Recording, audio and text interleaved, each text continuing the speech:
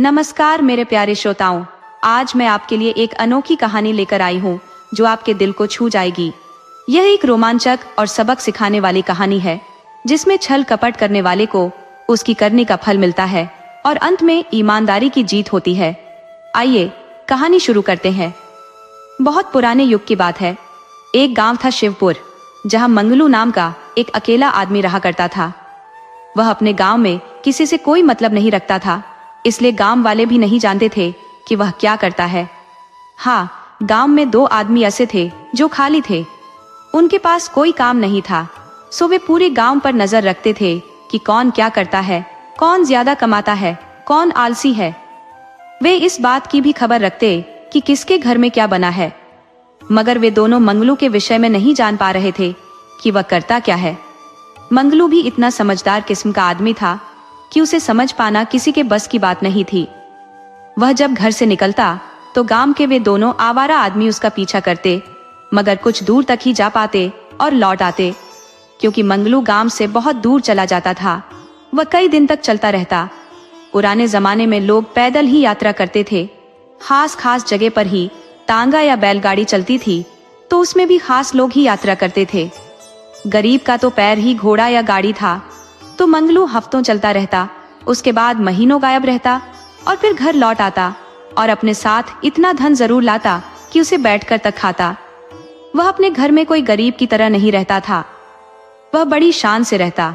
वह आराम से घर में बनाता खाता या फिर अमरपुर बाजार चला जाता, जहाँ एक बहुत सुंदर भोजनालय था। उसमें महंगे भोजन करता। गांव के दोनों व्यक्ति उसका पीछा कर वहां तक जाते और उसे महंगे भोजन करते देखते, महंगे वस्त्र खरीदते देखते तो दंग रह जाते। वे गांव में आकर सभी से बताते कि भैया, समझ नहीं आता कि मंगलू कौन ऐसा काम करता है कि इतना सारा धन लाता है, जिसे पानी की तरह बहाता है। तब गांव वाले बोलते कि भाई, तुम दोनों के पास वक्त है, जबकि हमारे पास कोई वक्त नहीं है। हम काम धंधा करने वाले बाल बच्चेदार आदमी हैं और तुम दोनों बिल्कुल खाली हो। तुम फालतू के कामों से मतलब रखो। तो वे दोनों उसके पीछे लगे रहते, मगर नहीं समझ पाते कि मंगलू करता क्या है। जब दोनों की समझ में नहीं आया तो एक दिन पूछ ही लिए कि भाई मंगलू, तेरे तो गजब निराले ठाठ है, आखिर तुम कौन सा काम करते हो? जरा हमें भी बताना, हम भी तुम्हारे साथ चलते हैं। हम भी घर में खाली पड़े रहते हैं। मंगलू बोला कि भाई, हमारा धंधा कुछ अलग किस्म का है। मैं अलग अलग मौसम में अलग किस्म का व्यापार करता हूँ। जैसे यह सीजन भुट्टे का है, तो दूर गांव में जाकर किसी के पूरे खेत का भुट्टा खरीद लूंगा और उसे उस स्थान पर ले जाकर बेचूंगा जहाँ किसी को भुट्टा उपलब्ध नहीं हो। वहाँ मेरा भुट्टा 4 से 5 गुना महंगा बिक जाएगा। भाई, ये धंधा दिमाग का खेल है, इसमें किसी की मदद की जरूरत नहीं पड़ती। तुम दो हो तो इस धंधे के लिए काफी हो। चाहो तो भाग्य आजमा सकते हो, और भाग्य ने साथ दिया तो किस्मत चमक जाएगी। फिर कोई तुम दोनों को आवारा नहीं कहेगा। मैं जानता हूँ कि तुम दोनों को लोग गांव के आवारा कुत्ता कहते हैं। तुम दोनों को कोई गांव में इज्जत नहीं करता। इतना कह मंगलू अपने घर चला गया। तो दोनों ने सोचा कि भैया, मंगलू बिल्कुल ठीक कह रहा है। साला, गांव वाले जरूर हमें पागल समझते हैं, लेकिन हम भी कुछ करके दिखा देंगे। हम मंगलू की कही बात को आजमाएंगे। चलो, हम भुट्टा का व्यापार करते हैं। तब दूसरा बोला कि अरे, व्यापार के लिए पैसे की जरूरत पड़ती है, हमारे पास तो पैसा है ही नहीं। तो पहला बोला कि चिंता मत कर, तुम्हारी माँ के गले में हंसुली है, हम उसी को रात में चुरा लेंगे। तो दूसरा बोला कि तुम्हारी माँ भी तो चांदी का कड़ा पहनती है। तब पहला बोला कि हम रात में दोनों के आभूषण चुरा लेते हैं और उसे बेचकर व्यापार शुरू करते हैं, और यह कोई चोरी थोड़े कही जाएगी। ज्यादा आमदनी होने पर हम उनके लिए चांदी के बदले सोने का कड़ा बनवा देंगे। दोनों ने विचार कर रात में अपनी अपनी माँ के गहने चुरा लिए और रात में ही घर से भाग गए। सुबह तक वे नवाबगंज बड़ी बाजार पहुंच चुके थे। वहां दोनों ने अपनी अपनी माँ के गहने बेचे। उन्हें कुछ पैसा मिल गया तो फिर गांव की तरफ रुख किए।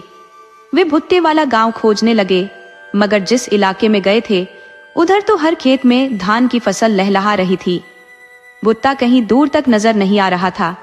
तो दोनों को एक बात तो समझ में आ गई कि हम भुट्टा को इस इलाके के गांव में आसानी से बेच सकते हैं।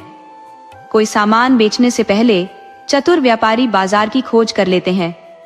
दोनों अपने को बहुत बुद्धिमान मान रहे थे। अब उन्हें बाजार तो मिल गया था, मगर बेचने वाली चीज गायब थी।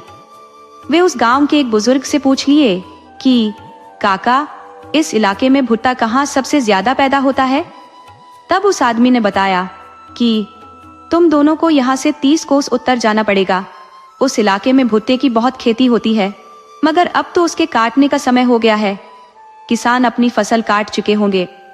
जल्दी जाओगे तो शायद तुम्हें कुछ फसल मिल भी जाए। दोनों तेजी के साथ चले, मगर उस इलाके में जाने में उन्हें 2 दिन का वक्त लग गया। वहां गए तो भुट्टे की खड़ी फसल लहलहा रही थी, तो दोनों के चेहरे खिल उठे। वे कई किसानों से संपर्क किए कि हमें खड़ी फसल खरीदना है। तब किसानों ने बताया कि यह खड़ी फसल कोई नहीं बेचता, हम सिर्फ खेत से भुट्टे तोड़कर बेचते हैं। तुम्हें चाहिए तो तोड़े हुए भुट्टे खरीद सकते हो, फिर इसे चाहो तो खुद उपयोग करो या फिर बाजार में बेच दो।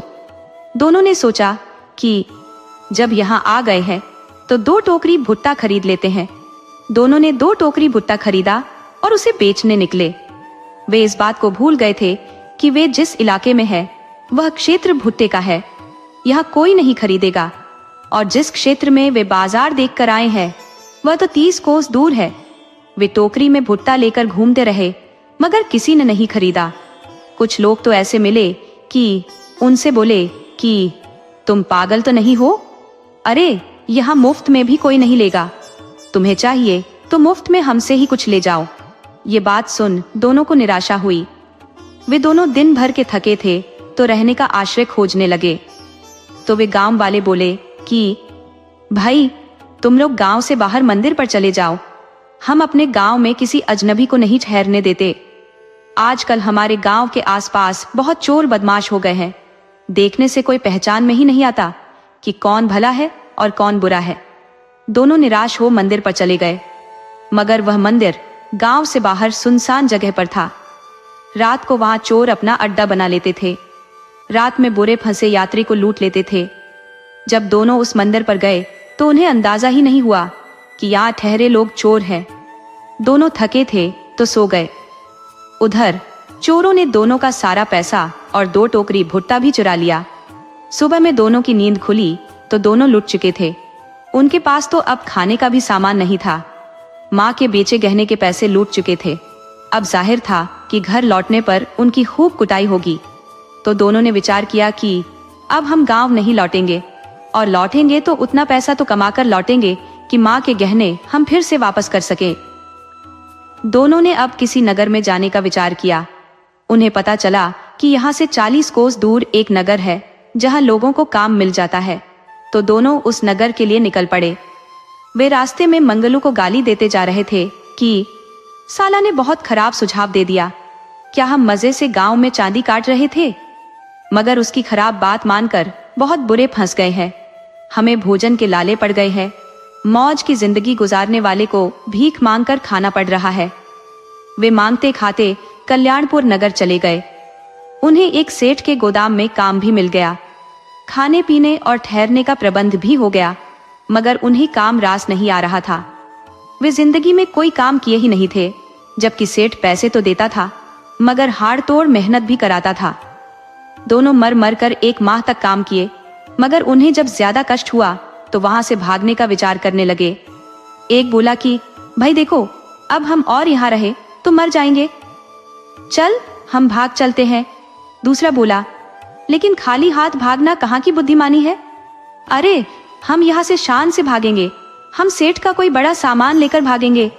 दोनों ने अब चोरी करने का विचार कर लिया, तो उन्हें मौका भी जल्दी ही मिल गया।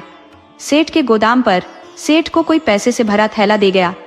तो सेठ ने दोनों से कहा कि इसे घर जाकर सेठानी को दे आओ, हम अभी कुछ जरूरी काम में हैं। सेठानी से बोल देना कि इस थैले को संभाल कर रखे। दोनों ने एक दूसरे को इशारा किया, फिर उस थैले को कहीं छुपा दिए तथा एक दूसरा थैला जिसमें कुछ डेला पत्थर भरकर सेठानी को दे आए कि इसे सेठ जी ने संभाल कर रखने को कहा है। सेठानी उस वक्त व्यस्त थी तो बोली कि वहीं रख दो, मैं रख दूंगी। दोनों वहां से सेठ के पास चले आए। दिन भर काम किए। फिर रात में दोनों सोने चले तो एक दूसरे से कहा कि भाई अब देर मत कर, हम भाग चलते हैं, वरना हम कभी भी पकड़े जा सकते हैं। अगर सुबह में सेठ ने सेठानी से थैला मांगा और सेठानी ने उसे दिया तो फिर कल्पना कर सकते हो कि हमारा क्या होगा। इसलिए भाग चलते हैं। दोनों रात में ही भाग लिए। उनके पास पैसे का थैला था तो बहुत सजग होकर भागे। वे नगर से निकल गए, मगर गांव उनका बहुत दूर था। धीरे धीरे अपने गांव से इतनी दूरी पर हो गए थे कि उन्हें आने में 1 सप्ताह का वक्त लग सकता था। तो आराम से दोनों बचते बचाते चल दिए। वे अब कहीं भी मंदिर या सार्वजनिक जगह पर नहीं ठहरते थे, बल्कि किसी सराय में ठहरते थे। इस तरह चलते चलते अब अपने गांव से 2 कोस की दूरी पर रह गए थे कि रात हो गई। दोनों ने सोचा कि अपना इलाका है, अब यहाँ क्या ठहरना, हम घर चलते हैं, थोड़ी रात होते अपने घर पर होंगे। दूसरा बोला कि हाँ, हम घर पर तो जरूर होंगे, मगर अभी तक हमने अपने पैसे का बंटवारा नहीं किया है। थैला तुम्हारे पास है, यदि तेरा मन बदल गया और तुमने उसमें से हिस्सा नहीं दिया तो फिर क्या होगा? तू मेरा हिस्सा यहीं दे दे, फिर हम घर चलते हैं। पहला बोला कि तू पगला गया है, अरे मैं कोई भागा थोड़े जा रहा हूँ, घर चलते ही तुझे पैसा दे दूंगा। तब दूसरा बोला तो ठीक है, तो थैला मुझे दे दे, मैं इसे लेकर चलता हूँ और घर चलकर पैसा बांट लेंगे। पहला बोला नहीं, मैं तुझ पर भरोसा नहीं कर सकता, तू बदमाश आदमी है, तो घर जाकर पैसा नहीं दिया तो फिर मैं क्या करूंगा? पैसा बहुत खराब चीज है, ये तेरे जैसा का ईमान बदल सकता है। दूसरा बोला कि तू कोई राजा हरिश्चंद्र नहीं है, तेरे पर मुझे कोई भरोसा नहीं है, तो मेरा हिस्सा यहीं दे दे। ये सभी जानते हैं कि लूट का धन, मुफ्त में मिला धन, नाजायज संपत्ति बहुत उपद्रव पैदा करती है। लूट के धन के तो पंख लग जाते हैं, वह कभी भला नहीं करता। तो दोनों उस थैले के पैसे के लिए लड़ने झगड़ने लगे। दोनों बहुत देर लड़ने के बाद फैसला किए कि आगे पेड़ के पास बैठकर धन का बंटवारा कर लेंगे। दोनों उस पेड़ के पास गए और पैसा बांटने लगे। दोनों आपस में यह भी कहते जा रहे थे कि आज के बाद हमारी तुम्हारी दोस्ती सदा के लिए खत्म हो गई है, अब हम कभी साथ नहीं रहेंगे। जब तुम्हें मेरे पर भरोसा ही नहीं है तो साथ रहने का क्या फायदा? दोनों इस बात से बेखबर थे कि 4-5 चोर पेड़ के ऊपर बैठे हुए हैं। वे अक्सर आते जाते रात के वक्त राहगीरों को लूट लेते थे। वे लूट के लिए कई तरह के तरीके आजमाते थे। वे पेड़ के पास से गुजर रहे राहगीर पर चमड़ा फेंक देते थे। राहगीर भूत समझ सारा सामान फेंक कर भाग लेता था, तो चोर बाद में नीचे उतरकर सारा सामान लेकर अपने घर लौट जाते थे। मगर आज तो उन्हें बहुत बड़ा माल मिल गया था। वे आराम से नीचे उतरे और दोनों को पकड़ लिया। फिर बहुत मारे पीटे, दोनों को लूटने के बाद कपड़े तक उतरवा लिए। अब उनके पास सिर्फ लंगोटी बच गई थी। उन चोरों में एक आंख का अंधा चोर भी था जो बहुत बदमाश था। वह बहुत फालतू दिमाग लगाता था। वह अपने साथियों से बोला कि तुम लोग दोनों के लंगोटी भी उतरवा लो, वरना लंगोटी रही तो ये मदद के लिए पास के गांव में चले जाएंगे। उस गांव वाले भी अंधे कुत्ते की तरह पागल हैं। इनकी मदद के लिए वे हमारा तब तक पीछा करेंगे जब तक कि वे हमें पकड़ नहीं लेंगे, और जब लंगोटी ही नहीं रहेगी तो साला ये गांव में जाएंगे कैसे? वैसे भी हमारी लंगोटी 1 हफ्ते से फटी पड़ी है। दोनों की लंगोटी मिल गई तो 1 साल तक काम चल जाएगा। चोरों ने दोनों की लंगोटी भी उतरवा ली। वे गिड़गिड़ाते रहे, मगर चोरों ने उनकी एक नहीं सुनी। दोनों के पास अब लंगोटी भी नहीं बची। चोर लूट कर जा चुके थे, जबकि दोनों नंग धड़ंग पेड़ के पास बैठकर रो रहे थे। वे अपनी गलती पर पछता रहे थे कि धन बंटवारे को वे पेड़ को ही क्यों चुने। वे सुनसान जगह पर खुले आसमान में भी तो पैसे का बंटवारा कर सकते थे। उनकी समझ में नहीं आ रहा था कि इस अवस्था में घर कैसे जाए।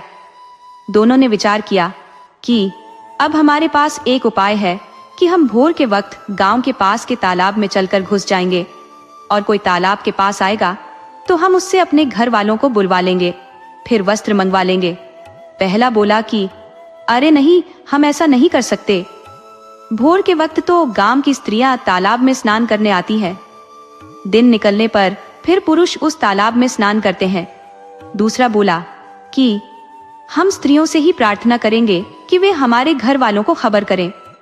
अब इसके अलावा हमारे पास कोई चारा नहीं है। दोनों भोर के वक्त उस तालाब में जाकर पानी में घुस गए। भोर के वक्त दो स्त्रियां स्नान करने आई तो दोनों पर नाराज हुई कि ये क्या बदतमीजी है, तुम दोनों मार खाने पर क्यों तुले हो। तब दोनों ने बताया कि काकी, हम नौकरी करने गए थे, मगर लौटते वक्त चोरों ने हमें बुरी तरह लूट लिया है, हमारी लंगोटी भी लूट ली है, अब पानी ही हमारा सहारा है। तुम अन्य स्त्रियों को यहाँ आने से रोको और हमारे घर खबर दो कि कोई वस्त्र लेकर आए। तब वह स्त्री बोली कि हमारे पास कपड़े के टुकड़े हैं, मैं दे देती हूँ, उनको पानी में ही पहन लो और यहाँ से जल्दी भाग जाओ, वरना दोनों गांव में मुंह दिखाने लायक नहीं रहोगे। दोनों ने उस स्त्री के दिए कपड़े पहनकर घर को भाग लिए। घर में उनको देखते ही उनके घर वाले पहले मारे पीटे, फिर बोले कि ऐसी नौकरी करने जाने की क्या जरूरत थी कि माँ के गहने बेचने पड़े और लौटते वक्त लंगोटी भी न बचे। दोनों ने कान पकड़ लिया कि अब किसी की बातों में नहीं आएंगे, अब किसी के घर में ताक झांक नहीं करेंगे, अब अपने काम से मतलब रखेंगे। सारा गड़बड़ मंगलू से मिलने के बाद हुआ है। उधर मंगलू फिर कहीं से वापस आ गया था और बहुत सारा माल लेकर आया था। वास्तव में मंगलू कहीं कोई काम नहीं करता था, बल्कि वह ठगी करता था। कहते हैं सुगंध और दुर्गंध छुपाए नहीं छुपते। धीरे धीरे आसपास के गांव वाले जान गए थे कि मंगलू एक शातिर ठग है। लोग अब धीरे धीरे मंगलू से सावधान रहने लगे थे। हालांकि वह कभी आसपास के गांव में कोई ठगी नहीं करता था, मगर लोग उससे सजग रहते थे। जब हर तरफ उसके चर्चे होने लगे तो वह कुछ दिनों के लिए ठगी का धंधा बंद कर दिया, मगर उसके फिजूल खर्ची की आदत नहीं छूट रही थी। वह नशा भी करता था, तो नशे के बाद बुरी स्त्रियों की आदत लग गई थी, तो कोठे पर जाता और ठगी का माल उड़ाता। उसकी हालत कभी कभी ऐसी हो जाती कि अकेले का भी खर्चा नहीं उठा पाता। गांव के कुछ समझदार लोग उसे समझाए कि बच्चा, हमने देखा तो नहीं है, परंतु सुना है कि तुम ठगी करते हो, बुरे व्यसन करते हो, यह ठीक नहीं है। तब वह रूखा जवाब देता है कि काका, आप लोग अपने काम से मतलब रखो, दूसरे के फड़े में टांग मत फंसाओ, यह एक बुरी आदत है।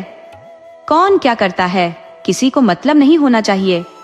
समझाने वाले भी समझ गए, इसे समझाने से कोई फायदा नहीं, भैंसा को संगीत सुनाने से कोई लाभ नहीं होता, कुत्ते की दुम कभी सीधी होती है। वे मंगलू से सावधान रहना उचित समझने लगे। उधर धीरे धीरे उसकी उम्र बीतने लगी। वह 30 पार कर गया था, परंतु उसका विवाह नहीं हुआ। कारण कि गांव वाले चाहते थे कि मंगलू का विवाह न हो, इसके खानदान यहीं से सिमट जाए। पहले लोग गांव के चोर बदमाश और गुंडों के विवाह होने ही देना नहीं चाहते थे।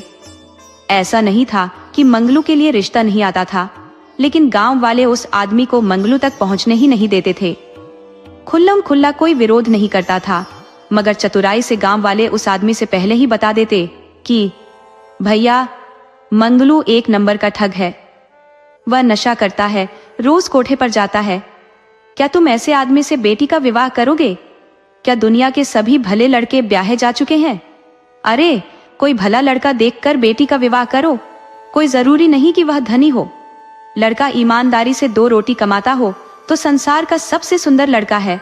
तुम क्यों अपनी बेटी की जिंदगी बर्बाद करने पर तुले हो? तुम बाप हो या कसाई? इतना सुनते ही बेटी वाले उलटे पांव भाग लेते। धीरे धीरे मंगलू की विवाह की उम्र निकलने लगी। अब वह अधेड़ हो चुका था। उसने सोच लिया कि अब यह गांव वाले मेरा विवाह होने नहीं देंगे, और अब मेरी उम्र भी ज्यादा हो चली है, तो साधारण तरीके से विवाह होने की संभावना अब न के बराबर है।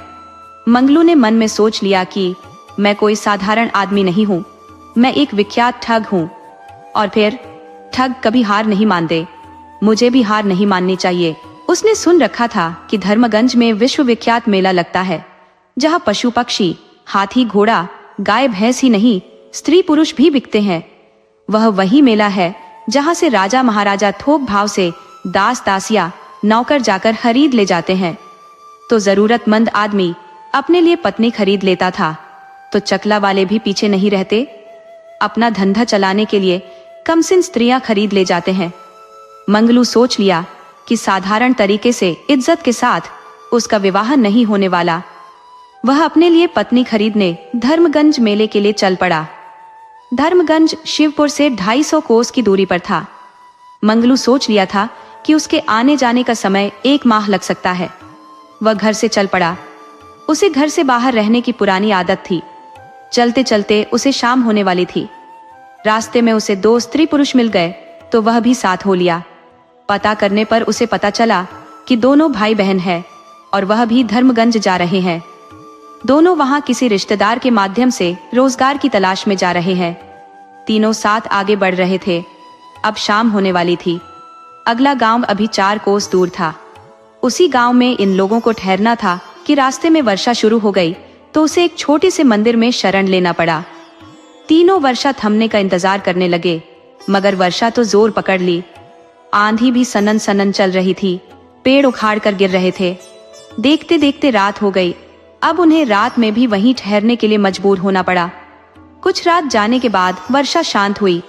तब लड़की का भाई मंगलू से बोला कि भाई, यहाँ से कुछ दूरी पर एक ढाबा है। संभव है ढाबा वाला घर नहीं गया होगा। आप मेरी बहन की देखभाल करो, मैं कुछ खाने का प्रबंध करने जाता हूँ। दरअसल हम दोनों भाई बहन सुबह से ही कुछ खाए पिए नहीं है।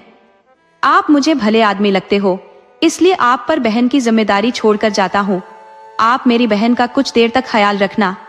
मैं तुरंत ही अपने लिए और आपके लिए भी भोजन का प्रबंध करके लौटूंगा। इतना कह वह आदमी ढाबे की खोज में चला गया। इधर मंगलू कब से लड़की से बात करने का मौका खोज रहा था।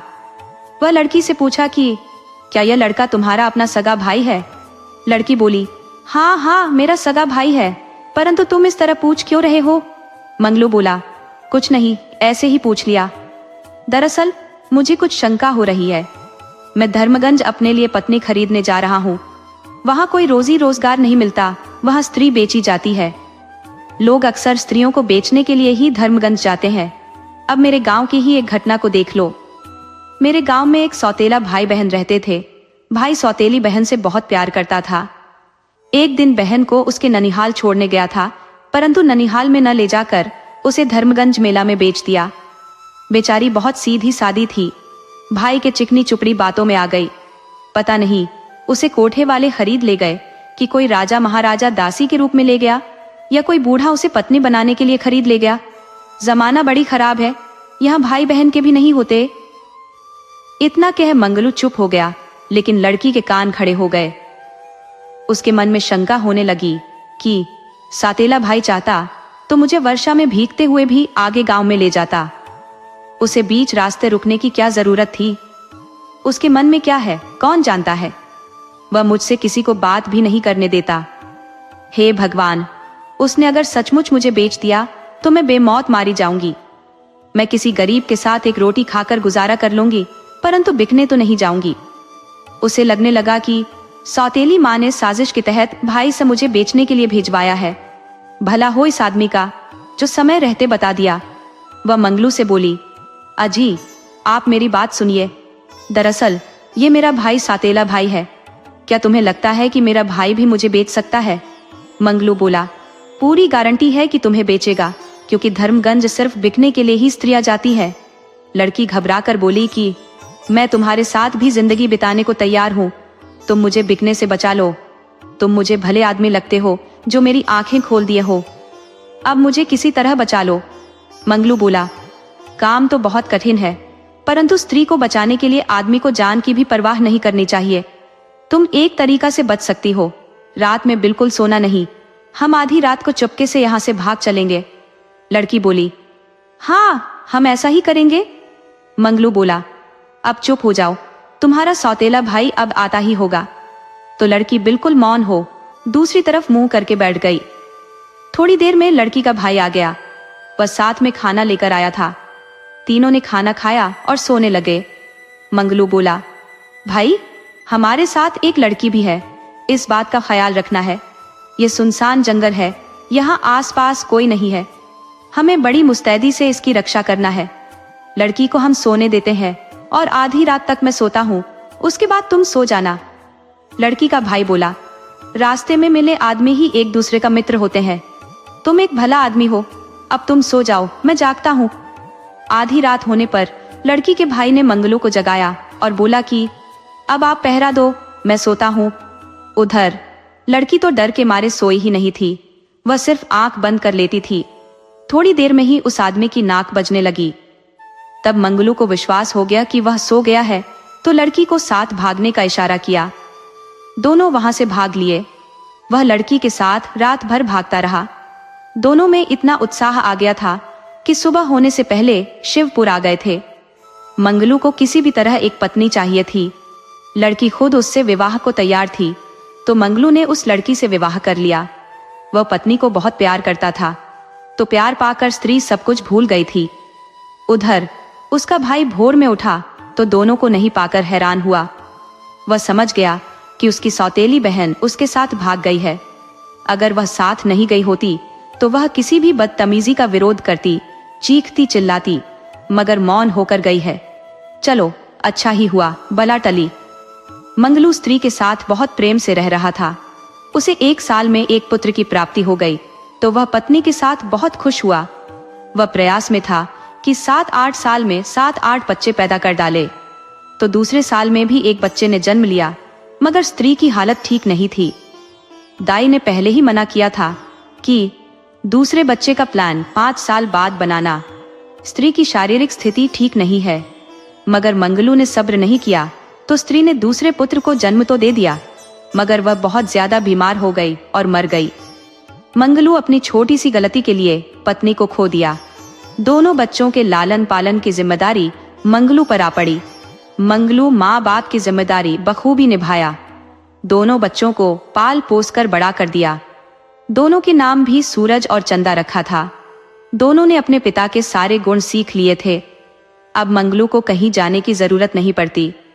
दोनों बेटे छोटे मोटे जगहों पर हाथ की सफाई दिखा देते थे।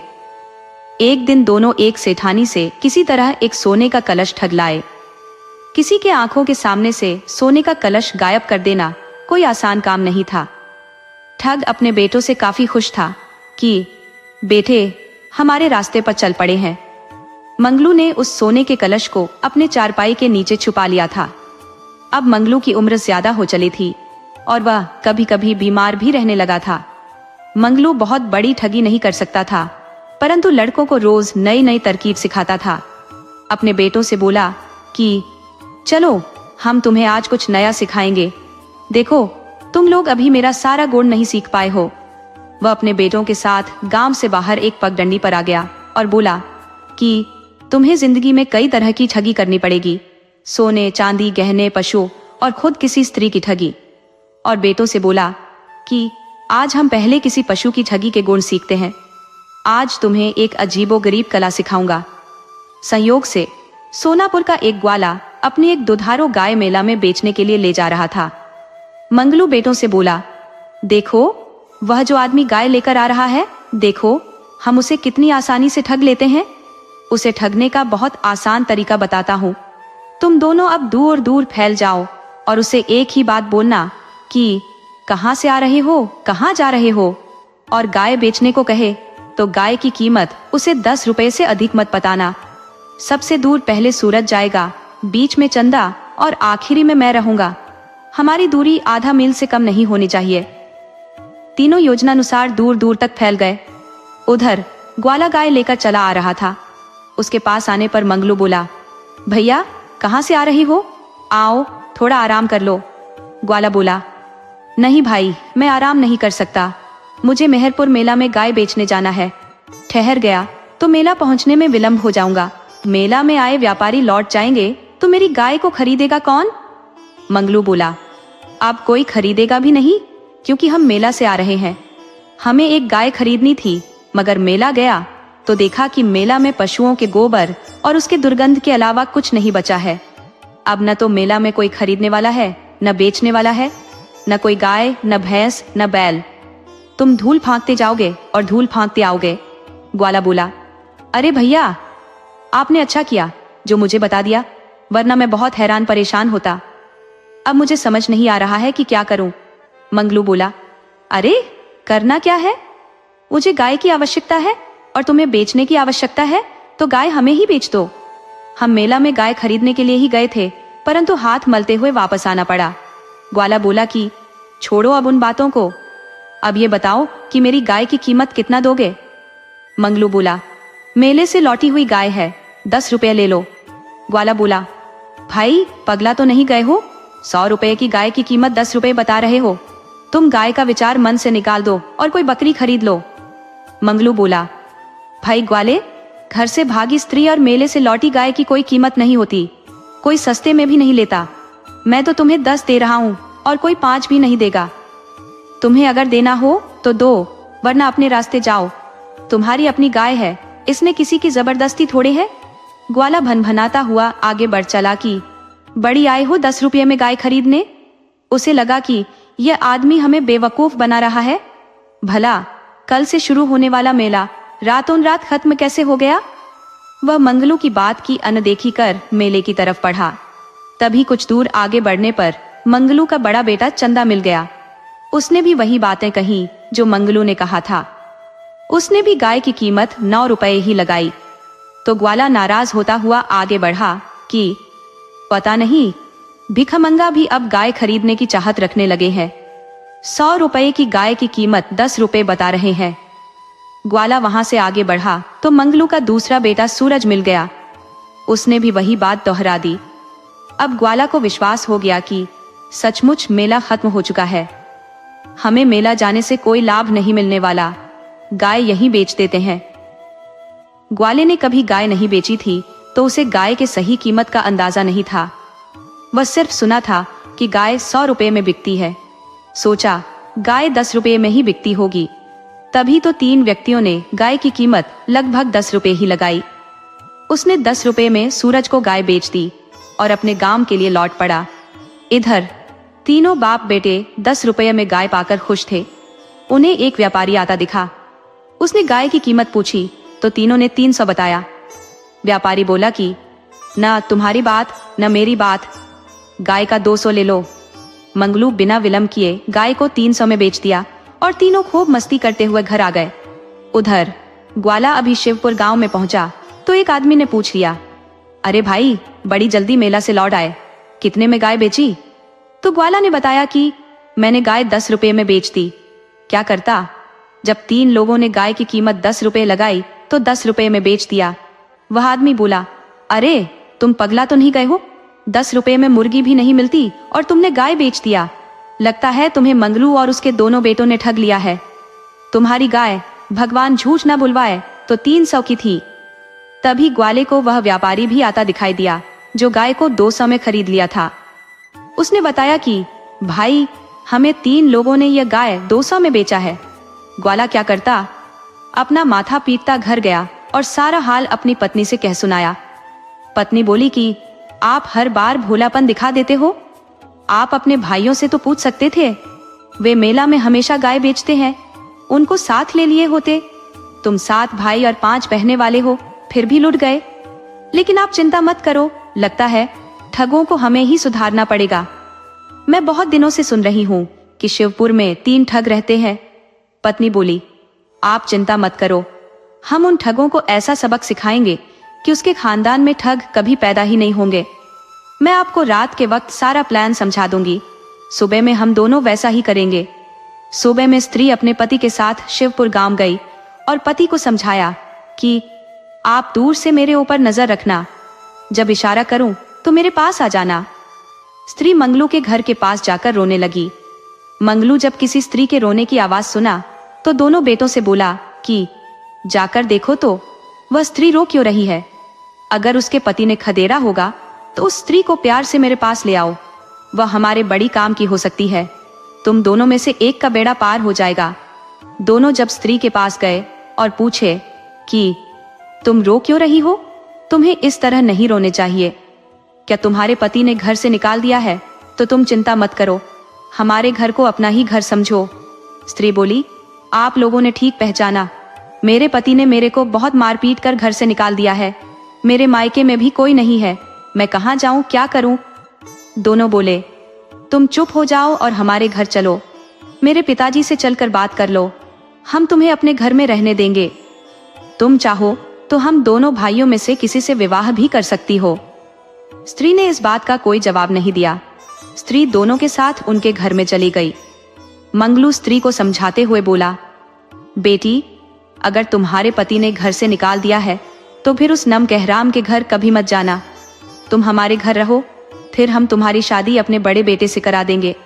स्त्री बोली, नहीं, मैंने एक बार जल्दी में विवाह कर पछता रही हूँ। अब मैं शादी करने में जल्दबाजी नहीं करूंगी। पहले देखूंगी कि कहीं हमारे पति की तरह आपके बेटे भी तो निकम्मे नहीं है। मैं घर की स्थिति देखकर मर्दों की स्थिति पहचान लेती हूँ। वह घर के अंदर हर कोने में घूम आई और मंगलू से बोली, आपके बेटे तो मेरे पति से भी निकम्मे हैं। ये तो बहुत गए गुजरे लगते हैं। न तो घर में चूल्हा जलाने को लकड़ी है, न घर में एक मुट्ठी अन्न। लगता है जैसे किसी कंगाल का घर है।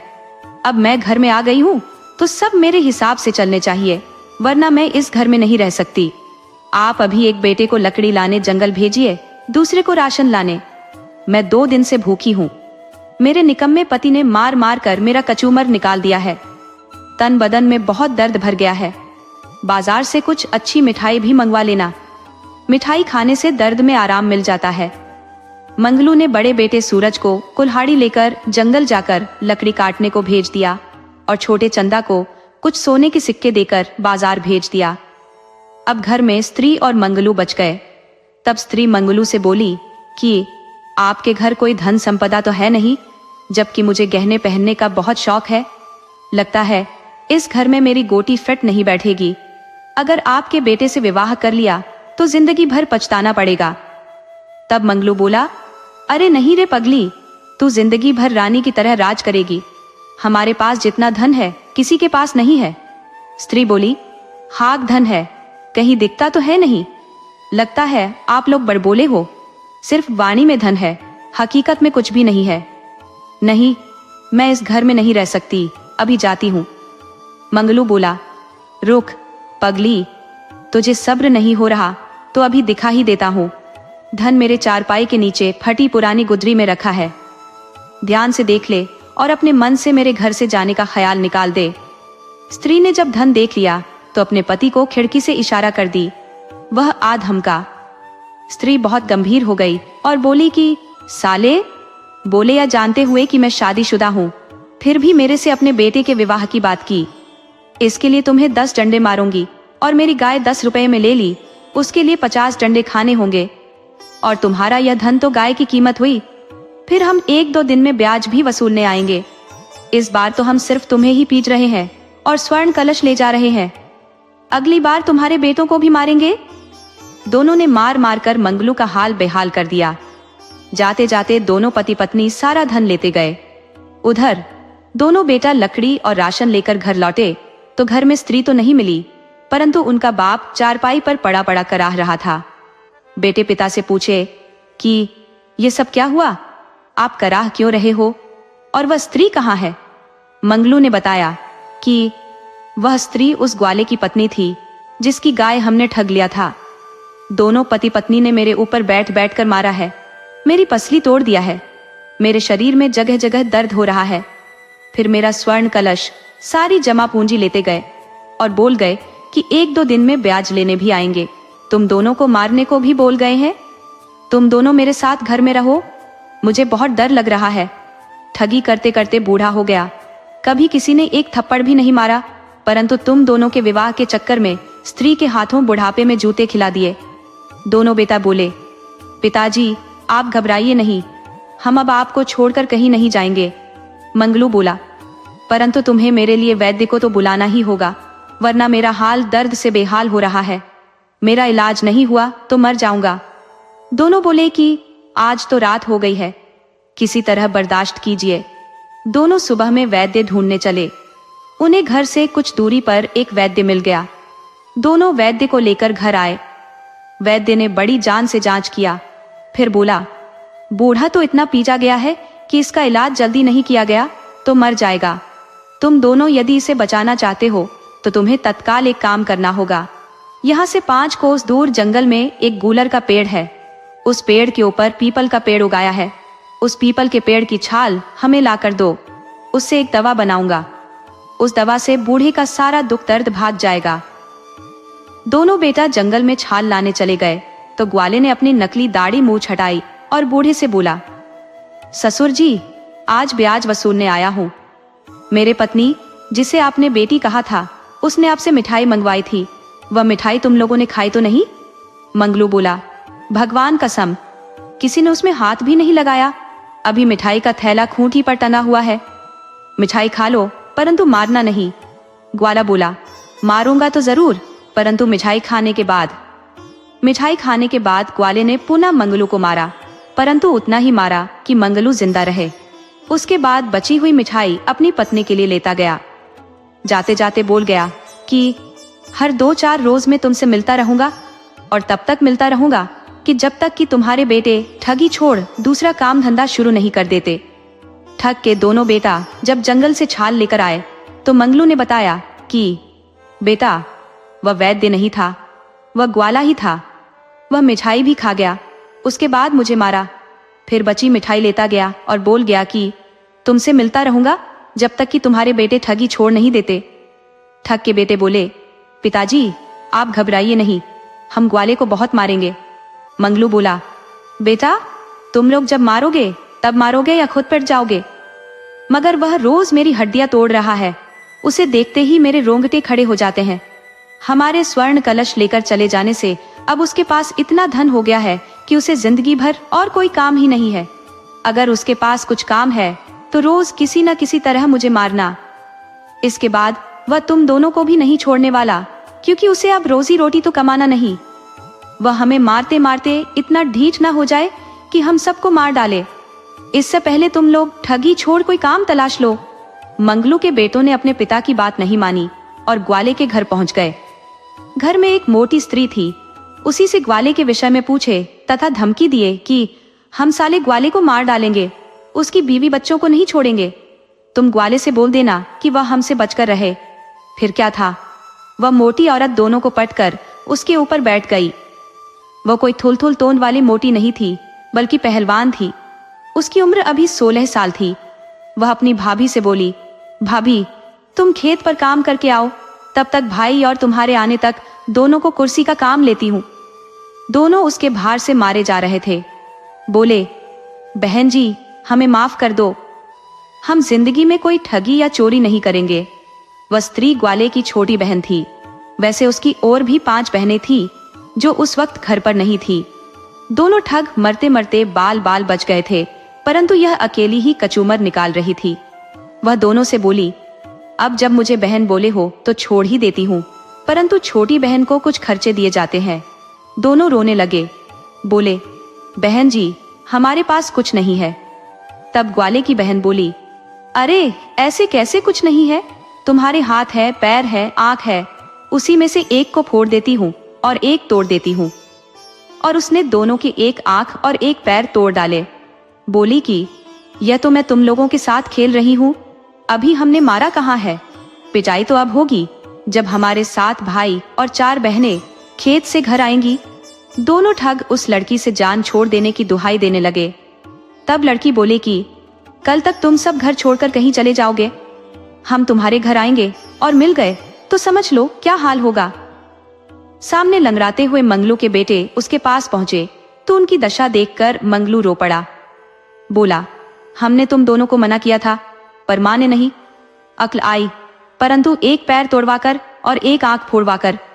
दोनों बेटा बोले कि पिताजी ये तो कुछ भी नहीं है, असली पिटाई तो वे कल करेंगे। वह ग्वाला अकेला नहीं है, उसके 7 भाई और 5 बहनें हैं और सब के सब पहलवान हैं। अभी तो सबसे छोटी ने मारा है, बाकी सब कल मारने आएंगे।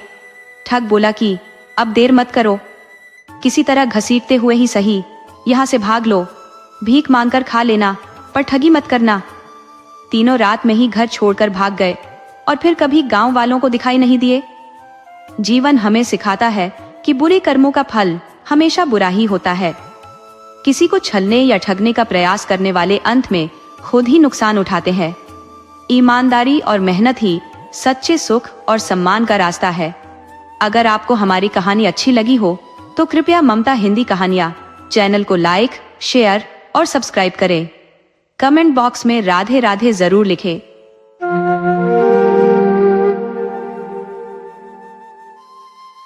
ये कहानी प्यार, धन और एक भयानक रहस्य के इर्द गिर्द घूमती है, जहां एक साधारण नौजवान को एक रहस्यमयी सुंदरता के कारण जान का खतरा मोल लेना पड़ता है। ये कहानी हमें सिखाती है कि सच्चा प्रेम और इच्छा शक्ति कैसे बड़े से बड़े डर पर जीत हासिल कर लेती है। आइए कहानी शुरू करते हैं। हजारों वर्ष पहले की बात है। नंदगांव नाम का एक गांव था, जहां हरिगोविंद नाम का एक नौजवान रहता था। गांव के लोग उसे प्यार से हरगोविंद कहकर बुलाते थे। गांव वालों में यह आम बात थी कि वे किसी का नाम अपनी सहूलियत से बदल देते थे। किसी का नाम भले ही कृष्णचंद्र रख दो, लेकिन गांव के लोग उसे किशनवा कहकर ही बुलाएंगे। यह उनका अपना ही अंदाज होता है। तो हरिगोविंद को भी लोग हरगोविंद कहकर ही पुकारते थे। हरगोविंद अभी नौजवान था, उसका विवाह भी नहीं हुआ था। जब वह 12 वर्ष का था, तभी उसके माता पिता एक दूर की रिश्तेदारी में गए थे, मगर न तो वे रिश्तेदारी में पहुंच पाए थे और न ही घर लौटे थे। बहुत खोजबीन के बाद भी उनका कोई पता नहीं चल पाया। पूरे 6 साल गुजर जाने के बाद भी वे घर नहीं लौटे थे। अब तो यह तय था कि वे इस दुनिया में नहीं थे, वरना वे हरगोविंद से एक दिन भी दूर नहीं रह पाते। वे हरगोविंद को जान से ज्यादा मानते थे, मगर कहाँ चले गए, इसका राज्य किसी को नहीं पता चला। हरगोविंद अब घर में अकेला रहा करता था। अगर पिता और माँ होते तो उसका विवाह करा दिए होते। माँ तो उसका विवाह बचपन में ही करा देना चाहती थी, मगर पिता ने नहीं होने दिया था। उन्होंने कहा था कि उस विवाह का क्या मतलब, कि बच्चे खुद विवाह का मतलब ही नहीं समझ सके। अब हरगोविंद अकेला रह गया था।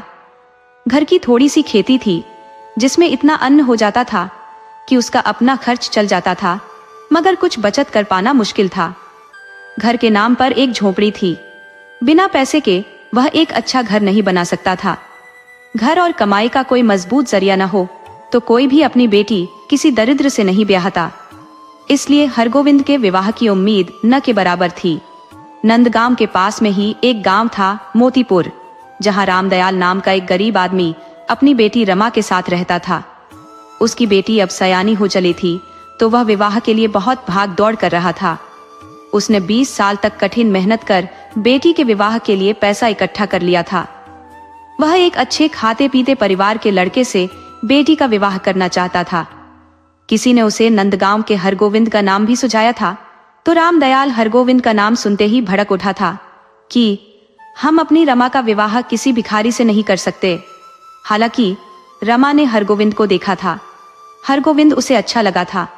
वह चाहती थी कि उसका विवाह हरगोविंद से हो जाए, मगर अपने मन की बात पिता से कही कैसे।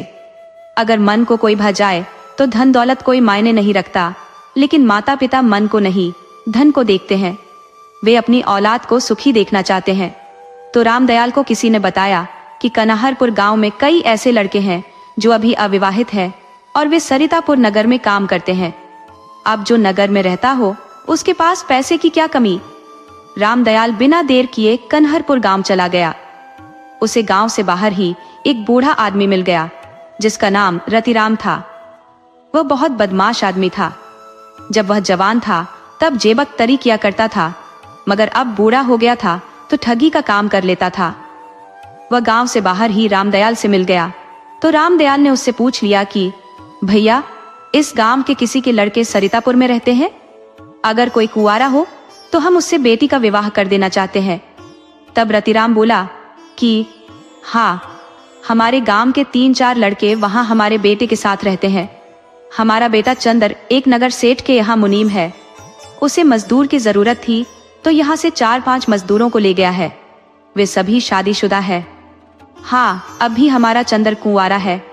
उसके विवाह के लिए हमारे यहाँ रोज कहीं न कहीं से लोग आते रहते हैं। उन्हीं को टालने के गरज से मैं इधर बगीचे में आकर रहता हूँ। बेवजह खर्चे करने पड़ते हैं। अब उन्हें कोई पेड़ा से कम तो पानी भी नहीं पिलाएगा। बिना भोजन किए दरवाजे से जाने नहीं देगा।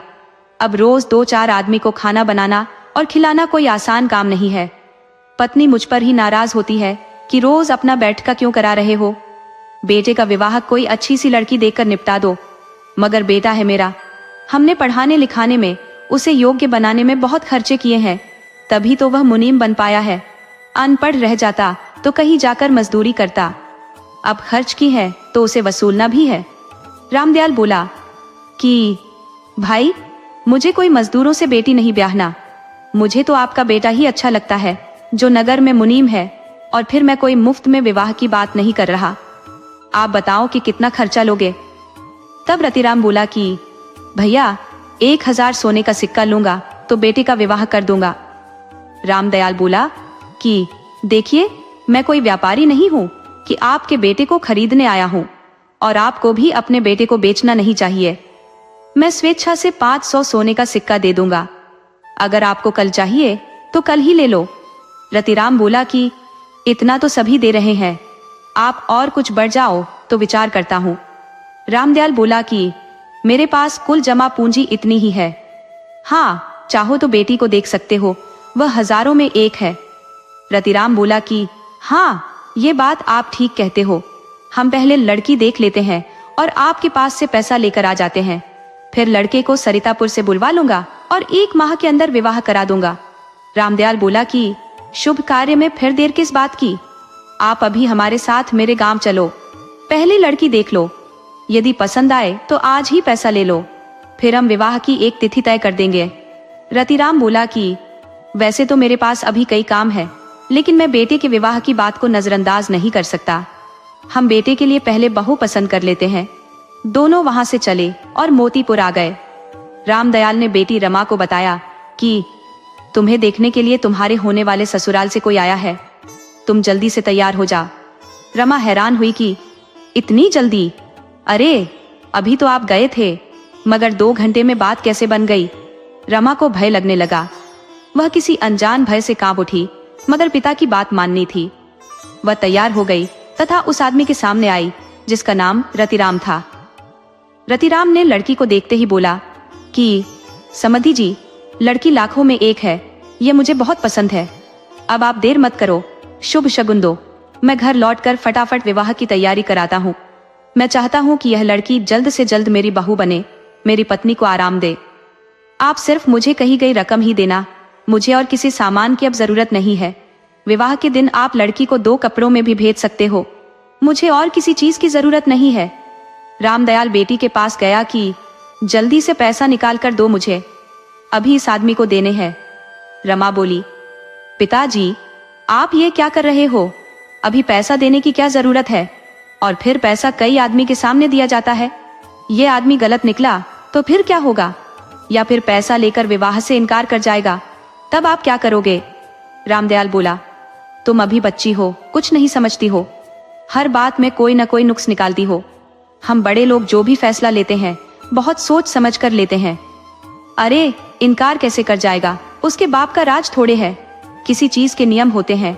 और फिर अच्छे लड़के की तलाश में, अच्छे घर की तलाश में आदमी को जोखिम उठाना पड़ता है। उसका बेटा सरितापुर में एक सेठ के पास मुनीम है, ये कोई छोटी बात नहीं है। विवाह होते ही वह तुम्हें नगर में लेकर चला जाएगा, तुम रानी की तरह राज करोगी। रमा बोली कि पिताजी, चाहे कुछ भी हो, आप पैसा उस आदमी को कभी अकेले में मत देना। रामदयाल ने बेटी की बात नहीं सुनी और उसे 500 सोने के सिक्के दे दिए और बोला कि हम लोग एक विवाह की तिथि तय कर लेते हैं। सुखराम बाबा हमारे गांव के अच्छे पंडित हैं, उनको बुलाकर विवाह की तिथि तय कर देते हैं। संयोग से सुखराम सामने से जाते दिखे तो रामदयाल ने उन्हें बुला लिया और तिथि तय करने की बात कही। तो सुखराम बाबा ने भी ऐतराज किया कि यह क्या कर रहे हो? अरे, पहले लड़के को देख लो, कैसा है, कहीं ज्यादा उम्र का तो नहीं है? तब रामदयाल बोला कि बाबा, आप भी बूढ़े हो गए, परंतु आपको कोई समझ नहीं हुई। अरे, कमाऊ पूत में ऐब नहीं देखे जाते, उसकी उम्र नहीं देखी जाती। आप बस लगन देखो और एक अच्छा सा मुहूर्त निकालो। तब सुखराम पंडित ने बताया कि आज के 26वें दिन विवाह का शुभ मुहूर्त है, तुम उस दिन बेटी का विवाह कर सकते हो। रामदयाल और रतिराम ने विवाह की तिथि तय कर दिया तथा जाते जाते रतिराम बोला कि समधी जी, आप इस बात को गोपनीय रखना, पहले कोई शोर शराबा न करना, वरना बात बिगड़ जाएगी। मेरा सौदा चोखा है, संभव है लोग ऊंची बोली लगाने लगेंगे, तो यदि बात दबी रही तो किसी को कानों कान खबर भी नहीं होगी और विवाह भी हो जाएगा। इतना कहकर रतिराम चला गया तो रामदयाल बहुत खुश हुआ। वह रमा के विवाह की तैयारी में लग गया। उधर रमा इस विवाह से कोई खुश नहीं थी। उसे जब पता चला कि पिता ने तो लड़का देखा ही नहीं है कि कैसा है, जवान है या फिर बूढ़ा है, वह शरीर से ठीक है या अपंग है, लेकिन वह जमाना दूसरा था।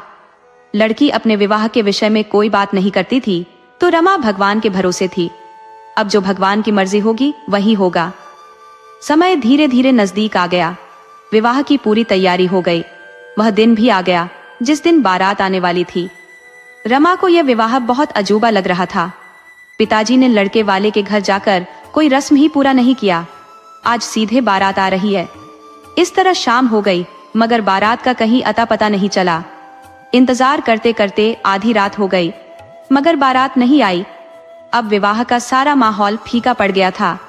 अब रामदयाल को भी बड़ी शंका होने लगी थी कि वह आदमी शायद धोखा दिया है। घर आए मेहमान भी रामदयाल को समझा रहे थे कि कहीं इस तरह विवाह होता है। अरे पहले लड़का का घर देखा जाता है, लड़का देखा जाता है, उसका रोजगार देखा जाता है, फिर विवाह तय किया जाता है। रही लेने देने की बात तो कभी भी पूरे पैसे विवाह से पहले नहीं दिए जाते और जो दिए जाते हैं वह 10 आदमी के सामने दिए जाते हैं। मान लो वह आदमी धूर्त निकल गया तो क्या कर लोगे? रामदयाल को अब अपनी गलती का एहसास हो रहा था। वह किसी तरह रात गुजारना चाहता था। धीरे धीरे रात गुजर गई तो रामदयाल कुछ आदमियों के साथ कन्हरपुर गांव गया। उसने पता किया कि रतिराम का घर कौन है। एक आदमी ने बताया कि रतिराम, अरे रतिराम से आप लोगों का क्या काम आ पड़ा है? तब रामदयाल ने सारा किस्सा सुना दिया। तब उस आदमी ने बताया कि भैया रतिराम का यहाँ कोई घर नहीं है। एक टूटी झोपड़ी थी, वह कब की गिर चुकी है। रतिराम का विवाह नहीं हुआ है, न ही उसका कोई बेटा है। वह एक महाठग है। उसने अपनी बहनों को भी ठगने से नहीं छोड़ा। वह अपनी विवाहिता बहन को भी बेच देने के फिराक में था तो उसके बहनोई ने आग का लुखार जलाकर उसे गांव से खदेड़वाया। अभी 20 दिन पहले इस गांव वालों ने उसे पागल भैंसे की तरह हल्ला करते हुए बहुत दूर तक खदेड़ दिया। अब वह कहीं दूर भाग गया है। रामदयाल को समझ में आ गया था कि उसका पैसा लुट चुका है। यह सोचते ही वह गश खाकर गिर पड़ा। रामदयाल ऐसा गिरा कि फिर उठ नहीं सका। उसके प्राण निकल गए। साथ गए लोग उसे गांव उठा लाए और अंतिम संस्कार कर दिया। खुशी का मौका गम में बदल गया। 2-4 दिन रिश्तेदार रमा को सांत्वना दिए कि वे पिता की कमी को पूरा कर देंगे, उसका विवाह करा देंगे, मगर धीरे धीरे सभी खिसक लिए। विपत्ति में कोई काम नहीं आया। पड़ोस के बुजुर्ग शिवराम, जो रमा को बचपन से अपनी बेटी मानते थे मगर इतने गरीब थे कि खुद का भोजन नहीं जुटा पाते थे, आखिर में उसने ही रमा को सांत्वना दिया कि तू घबरा नहीं, यह संसार है। यहाँ कहने को तो सभी अपने हैं मगर वक्त पर कोई साथ नहीं देता। इस जिंदगी का बोझ इंसान को अकेले उठाना पड़ता है। बुजुर्ग शिवराम ने ही रामदयाल को सुझाव दिया था कि तुम एक बार नंदगांव जाकर हरगोविंद से बात कर लो, मगर उसकी बात रामदयाल ने हवा में उड़ा दिया था। बुजुर्ग शिवराम खुद चलकर हरगोविंद के पास गया और बोला कि बच्चा, एक पुण्य का काम कर दो। उसने रमा पर गुजरी हर बात बताई तो हरगोविंद बोला कि मैं उस लड़की का हाथ पकड़ने को तैयार हूँ, मगर शर्त इतनी है कि वह मुझे पसंद करे। शिवराम बोला कि बेटा, वह किसी को दिल से चाहती है तो वह तू है, मगर वह लड़की है, अपने दिल की बात कैसे किसी से कहे? हरगोविंद बोला कि दादा, आप जैसा उचित समझो, मैं वैसे ही तैयार हूँ। तब शिवराम ने बताया कि रमा के पिता के नहीं रहने पर रिश्तेदार साथ छोड़ चुके हैं। रमा जवान लड़की है, उसे घर में अकेले रहना फिर किसी के घर जाकर काम करना कहीं से अच्छा नहीं है। जमाना कितना बुरा है तुम खुद सोच सकते हो।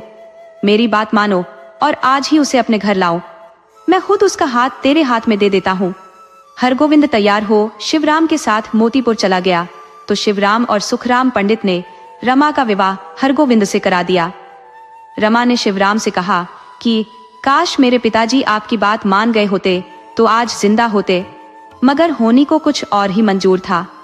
भगवान जब किसी का सहारा छीन लेते हैं तो कोई न कोई दूसरा सहारा जरूर दे देते हैं।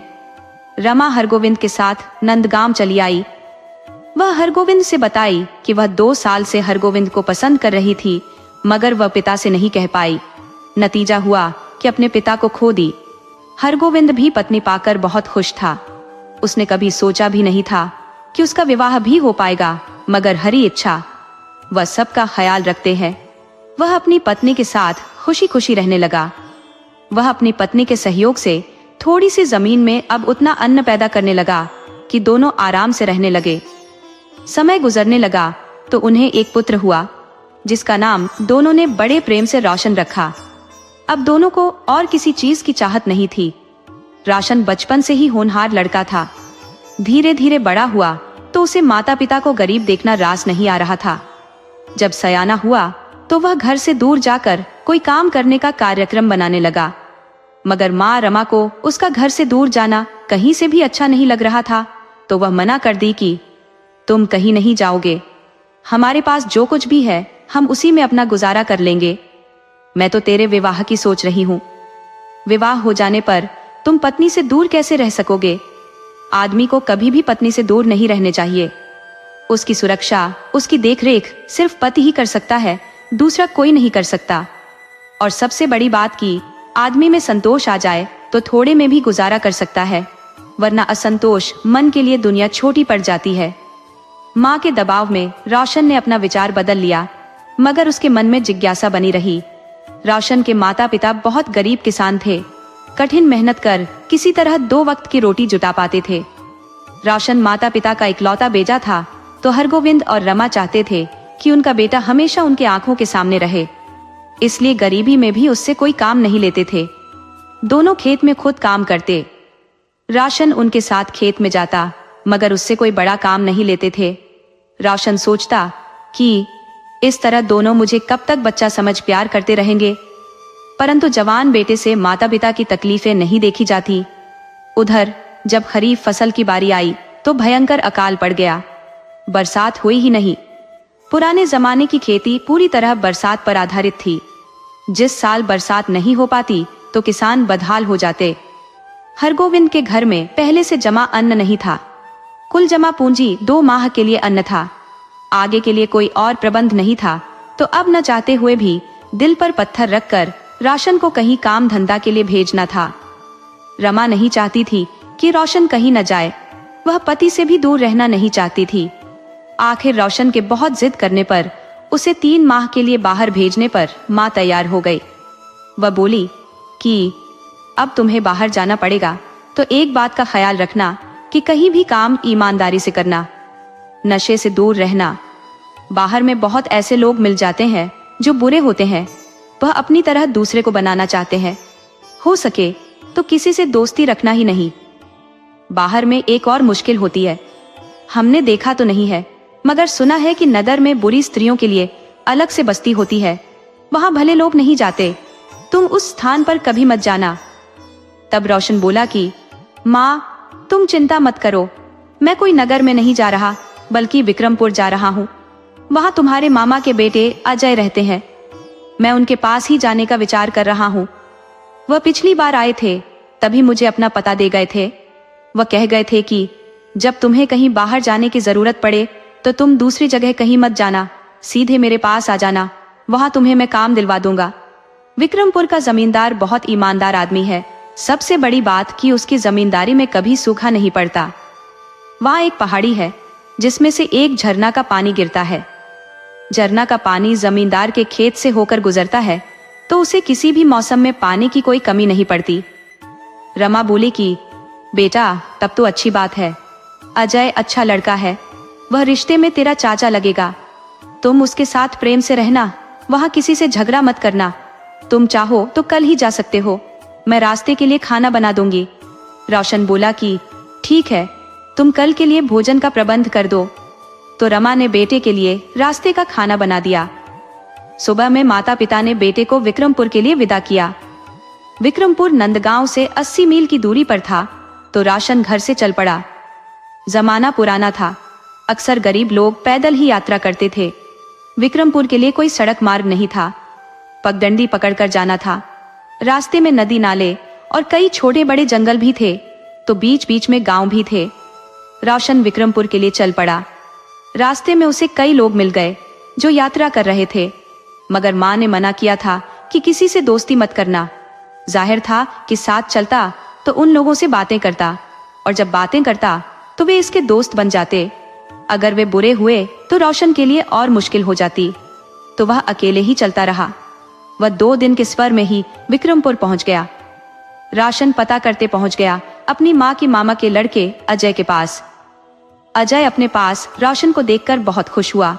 बोला कि चलो मैं जमींदारनी से कहकर काम दिलवा देता हूँ। क्या है कि 2 माह पहले जमींदार साहब की तबीयत खराब हो गई थी तो वो सरितापुर चले गए थे। वहीं उनके बेटे बहू रहते हैं।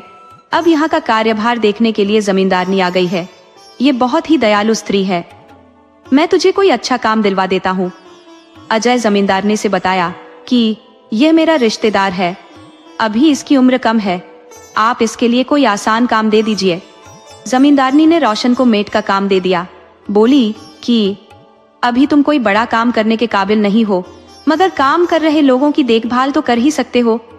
तुम्हें यही ध्यान रखना है कि कोई मजदूर अनावश्यक बैठा न रहे। बहुत ऐसे मजदूर होते हैं कि दूर खेत में किसी पेड़ के नीचे छिपकर सो जाते हैं, तो वैसे लोगों पर नजर रखनी है। रोशन जमींदारनी पर बेहद खुश हुआ। मेज का काम मिल जाने से उसकी खुशी का ठिकाना न रहा। जब घर से चला था तब उसे लगा था कि बहुत कठोर काम करने पड़ेंगे, मगर उसके मन के अनुसार काम मिल गया। उसे 50 मजदूरों के दल का निगरानी करना था। रोशन को यह नौकरी बहुत अच्छी लगी। कोई भी नया लड़का जब कोई अच्छी नौकरी पा जाता है तो वह कुछ समय तक अपना रुतबा जरूर दिखाता है।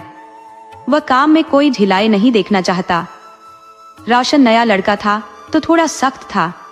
मजदूरों पर विशेष निगरानी कर बहुत ज्यादा काम 1 महीने में करा दिया। अपने समूह में नया लड़का रखा था। जो बहुत काम करते थे वे उतना काम कर दिए कि उतना काम तो 6 महीने में भी 50 मजदूर नहीं कर पाए थे।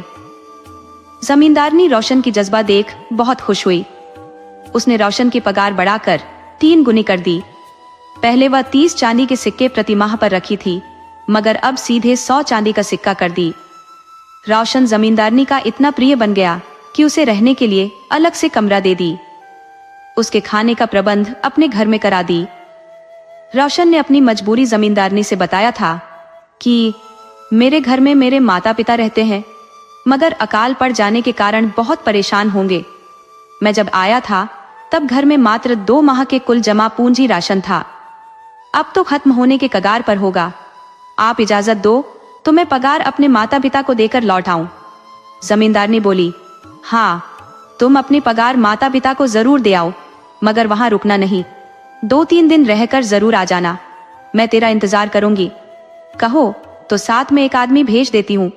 जमाना खराब है, रास्ते में कोई पैसा चोरी कर लिया तो तुम मुश्किल में पड़ जाओगे। जमींदारनी ने अजय को ही उसके साथ भेज दिया तथा अजय से बोली कि इसे साथ लेकर आना। रोशन और अजय गांव गए तो रोशन की माँ अब नहीं चाहती थी कि अब रोशन घर से दूर जाए, मगर अजय के समझाने पर उसके साथ भेजने को तैयार हो गई। इधर जमींदारनी ने अपना एक अलग इरादा बना लिया था। जमींदारनी की एक और जमीन थी जो करीब 4000 एकड़ में थी। वह जमींदारनी के हवेली से 30 मील दूरी पर उत्तर की तरफ पहाड़ी में थी। वह बहुत उपजाऊ जमीन थी, मगर करीब 20 साल से बंजर पड़ी थी। कोई खेती के लिए नहीं जाता था। वह जगह काली बाबा के डेरा के नाम से विख्यात था। अब वहां की जमीन क्यों पड़ी रह जाती थी, इसके पीछे एक कारण था। वहां एक खंडहर था जिसमें जाने वाला कभी जिंदा लौटकर नहीं आता था। मजदूर उत्सुकतावश उस खंडहर में चले जाते थे, मगर जाने के बाद कभी वापस नहीं आते थे। वहां जाकर करीब 30 के आसपास मजदूर अपनी जान गंवा चुके थे। तो जमींदार साहब ने वहां की खेती ही बंद करा दी थी। वहां हजारों एकड़ का बाग, बहुत बड़ा गोदाम, बड़ा सा गौशाला सब बंद हो गया था। अब वहां एक बुजुर्ग आदमी के अलावा कोई नहीं रहता था। तो जमींदारनी के मन में फिर एक बार वहां खेती का काम कराने का विचार आया। वह अपने बूढ़े नौकर से सलाह ली तो वह बताया कि आप वहां खेती का ख्याल अपने मन से निकाल दीजिए। रोशन नया लड़का है, उसकी जान जोखिम में मत डालिए। वहां सबसे ज्यादा खतरा नए लड़कों पर ही रहता है। आप खुद याद करो कि जब आप हवेली में पहली बार आई थी तब जमींदार साहब ने काली बाबा के डेरा पर 50 मजदूर भेजे थे। उन मजदूरों को वहां एक बूढ़े मजदूर ने नए मजदूरों को आगाह किया था कि चाहे कहीं भी घूम लेना, काली बाबा के खंडहरों में मत जाना। मजदूरों ने उसकी बात मान ली थी। जमींदार साहब ने जाने से पहले मजदूरों को बार बार चेताया था, फिर भी मजदूरों ने जमींदार साहब की बात को गंभीरता से नहीं लिया और एक दिन 10 मजदूरों ने फैसला किया कि चाहे कुछ भी हो, हम काली बाबा की खंडहर बनी हवेली घूमने जरूर जाएंगे। अरे हमें सिर्फ घूमने जाना है, वहां कोई खजाना लूटने थोड़े जाना है। मजदूर चुपके से निकल लिए। दूसरे मजदूरों को इसकी भनक तक नहीं लगी। मजदूर चले तो गए पर लौट कर नहीं आए। तब सबको पता चला कि यहाँ 10 मजदूर कम हो गए हैं। अब इसमें शक वाली बात ही नहीं थी कि वे खंडहर में नहीं गए हैं। बहुत जानकार लोग काली बाबा के खंडहर बनी हवेली के आसपास तक गए, पर उन्हें मजदूरों को खोजने में सफलता नहीं मिली। उनके जाते हुए पांव के चिन्ह स्पष्ट दिखाई दे रहे थे, परंतु आते हुए पांव उन्हें कहीं नहीं दिखे। यहाँ तक कि जानवरों के भी पांव के चिन्ह भूमि पर पड़े थे, मगर आते हुए एक भी निशान नहीं थे। वह कितना खतरनाक खंडहर है, इस बात से अंदाजा लगाया जा सकता है। उसी साल जमींदार ने वहां की खेती हमेशा के लिए बंद करा दी थी। अब आप कोई जोखिम न लो। मगर जमींदारनी धुन की पक्की थी। उसने मन में एक बार ठान लिया तो ठान लिया। वह रोशन को ही मोहरा बनाकर आजमाना चाहती थी। कई वर्षों से वहां के बाग बगीचे में भी कोई नहीं गया। एक बूढ़ा आदमी अपनी जीवन की आशा त्याग जमींदार के डेरा और गोदाम की रखवाली करता था। जमींदारनी ने सोच ली कि रोशन ही वहां के उजड़े हुए चमन में खुशी ला सकता है। वहां की जमीन फिर से हरी भरी हो सकती है। एक सप्ताह बाद जब रोशन गांव से वापस आ गया तो जमींदार ने उसे घर के अंदर अकेले में ले गई और बोली कि बेटा रोशन, तू हमारे बेटा की तरह है। मैं तुमसे एक खतरनाक काम लेना चाहती हूँ। उसमें बहुत बड़ा जोखिम है, मगर हमें पूरा उम्मीद है कि तुम उस जोखिम को आसान कर दोगे। हमारे पास एक 4000 एकड़ की जमींदारी है जो काली बाबा की हवेली के नाम से मशहूर है। अब वहां कहने को हवेली है, उसमें रहने वाले और बनाने वाले कब के मर खप गए हैं। अब वह खतरनाक खंडहर है। उस खंडहर में जाने वाला कभी जिंदा वापस नहीं आता। इसलिए मैं तुम्हें सबसे पहले आगाह करती हूँ कि उस खंडहर की तरफ भूल से मत जाना। तुम मेरे सिर पर हाथ रखकर कसम खाओ कि यह गलती नहीं करोगे। रोशन बोला कि आप मेरी माँ की तरह हो। आप कसम नहीं देती तब भी मैं उस खंडहर में नहीं जाता, मगर मैं आपकी कसम खाता हूँ कि मैं कभी उस खंडहर में नहीं जाऊंगा। जमींदारनी ने बाकी ही गोपनीय तरीके से रोशन को काली बाबा की हवेली वाले गोदाम पर भेज दी। रोशन पहले शुरुआत में 50 मजदूर लेकर चला गया। रोशन ने पहले दिन वहां की जमीन, बाग बगीचे पर नजर दौड़ाई। उसे सब कुछ बहुत अच्छा लगा। उसे दूर से एक हवेली भी नजर आई जो ढह चुकी थी। उसने सोचा, शायद वही हवेली काली बाबा की हवेली है। रोशन दूसरे दिन से खेती के काम में लग गया। उसने आसपास के गांव के हजारों मजदूरों को काम पर लगा दिया। 1-2 हफ्ते में ही उजड़े चमन में बाहर आ गई। बाग बगीचे खिल उठे तो बंजर जमीन में रौनक आ गई। कल तक लग रहा था कि जमीन रो रही है, मगर अब लग रहा था कि खेत हंस रहे हैं। चिड़ियों की कलरव, कोयल की कूक और मोर के नाच ने रोशन को मंत्रमुग्ध कर दिया। इतना मनोरम और सुंदर दृश्य उसके दिल को सुकून दे रहा था। वह साथ आए मजदूरों को दिन में 10 बार चेतावनी दे रहा था कि कोई भी भूलवश भी काली बाबा के खंडहर की तरफ नहीं जाना। वह एक शाम टहलता हुआ बहुत दूर जंगल के पास चला गया। वह जंगल भी जमींदारनी का ही था। रोशन ने आसमान की तरफ देखा तो सूर्य अस्ताचल को जा चुका था। उसे ख्याल आया कि अरे, मैंने तो यहाँ आकर गलती कर दी। लौटने में बहुत रात हो जाएगी। ऐसे जगहों पर दिन के उजाले में ही घूमना चाहिए। वह तेज कदमों से वापस लौट चला। उसके पास कोई रोशनी की भी व्यवस्था नहीं थी, तो तेज कदमों से अपने ठहरने के स्थान की तरफ चल पड़ा। सहसा उसे एक बहुत खूबसूरत लड़की दिखाई दी। वह बहुत हैरान हुआ कि इस जंगल में लड़की, मुझे तो 1 माह हो गया यहाँ जाए। कोई बूढ़ी स्त्री भी नहीं दिखाई दी थी। यहाँ तो जंगल के आसपास या दूर दूर तक कोई गांव या घर नहीं है। फिर यह लड़की यहाँ कैसे? लड़की उसके पास आ गई और उसे देखकर मुस्कुराने लगी। उसकी मुस्कुराहट ने रोशन के भावना को शून्य बना दिया। उसके मन में आ रहे सारे विचार अचानक से गायब हो गए। रोशन को अब वह लड़की बहुत सुंदर और मन को मोह लेने वाली लग रही थी। उसे देखकर उसके मन में प्रेम उत्पन्न हो रहा था कि तभी वह खूबसूरत लड़की रोशन के नजदीक आकर बोली, नौजवान, तुम बहुत सुंदर हो। तुम कौन हो? कहाँ के हो? तुम्हें देखकर तो तुमसे लिपट जाने का मन करता है, परंतु अजनबी लड़के हो, तुम बुरा मान जाओगे। तुम्हारा नाम क्या है? रोशन कई बार बोला कि मंगल, मंगल, मेरा नाम मंगल है। मूल कहानी से रोशन का नाम मंगल कर दिया गया है। रोशन को लगा कि ये कोई सपना तो नहीं? उसे लगा कहीं सपना तो नहीं देख रहा। तभी लड़की बोली, नहीं मंगल, तुम सपना नहीं देख रहे। सच में मैं एक खूबसूरत लड़की तुम्हारे सामने खड़ी हूँ। मुझको तो तुमको देखते ही प्यार आ गया है। अगर तुम्हारे दिल में भी मेरे लिए प्यार उमड़ आया है तो कल रात 12 बजे काली बाबा की हवेली आ जाना। इतना कह लड़की पीछे पलटी और बोली, रात हो रही है, चलती हूँ। तुम भी जल्दी अपने डेरे पर लौट जाओ। तुम अपना ख्याल रखना। और वह लड़की तेज कदमों से चलकर जंगल में ओझल हो गई। रोशन अपने को ठगा महसूस कर रहा था। रोशन को ख्याल आया कि वह सपने वाली बात कैसे जान गई कि मैं मन में क्या सोच रहा हूँ। वह लड़की कौन हो सकती है? मैं तो लड़की का नाम नहीं पूछ पाया। ये भी नहीं पूछ पाया कि उसने रात में ही क्यों काली बाबा की हवेली में बुलाया है, दिन में क्यों नहीं। रोशन को अब यह ख्याल ही नहीं रहा कि वह जमींदारनी को कोई वचन भी दिया है। उसके सिर पर हाथ रखकर कसम खाया है कि काली बाबा की हवेली नहीं जाएगा। उसके मन में वह लड़की घर कर गई थी। उसे दूर होकर उसे बहुत बेचैनी हो रही थी। रोशन उस लड़की के लिए इस तरह तड़प रहा था जैसे कोई मछली पानी से बाहर हो गई है। प्रेम भी क्या अजीब चीज है। कोई 7 बरसों से रह रहा हो फिर भी उस पर प्यार नहीं आता, और कोई एक झलक दिखलाकर चली जाए तो उसके बिना जीना मुश्किल हो जाता है। प्रेमी प्रेमिका का भी एक अजीब खेल है। जब दूर रहते हैं तो बहुत कुछ कहना चाहते हैं, परंतु सामने आने पर कुछ नहीं कह पाते।